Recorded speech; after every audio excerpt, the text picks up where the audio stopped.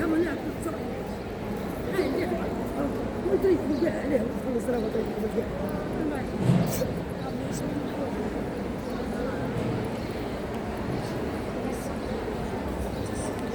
প্রফেটের রওজার কাছে দাঁড়িয়ে আছি আমি। হযরত মুহাম্মদ সাল্লাল্লাহু আলাইহি ওয়াসাল্লাম, পিস বি আপন হিম।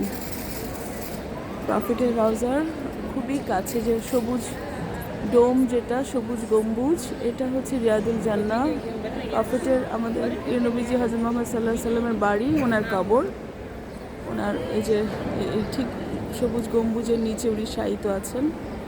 আমরা ভেতরে গিয়েছিলাম, ভেতরে এই সাইড থেকে ব্যারিকেড দেওয়া, বাহির থেকে গম্বুজটা নিচ্ছি, ভেতরে ছিলাম, ওনাকে সালাম দিলাম, নামাজ পড়লাম, নফল নামাজ, আল্লাহর কাছে ওনার জন্য দোয়া করলাম, সারা জাহানের মুসলিমের জন্য দোয়া করলাম, নিজের আত্মীয় স্বজন ভাই বোন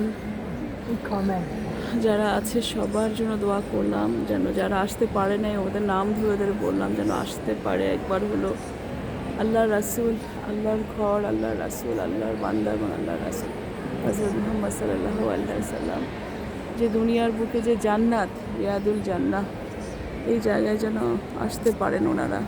আমার বোন, ছোটো বোন মুসাম্মদ রহিমা বেগম, ওনার স্বামী, ওনার বাচ্চাদের নিয়ে উনি যেন এই জায়গাটা জিয়ারা করতে পারে। আমার ছোটো ভাই, ওনারা আসতে পারে নাই, সজীব ভাইয়ের জন্য দোয়া করলাম। সজীব ভাই, আল্লাহ দোয়া সবাইকে আল্লাহ অসীম ব্লেসিং দিবেন, অসীম রহমত দিবেন, আল্লাহ সবাইকে হিদায়াত করবেন, ইনশাআল্লাহ প্রপার হিদায়াত প্রাপ্ত হবে।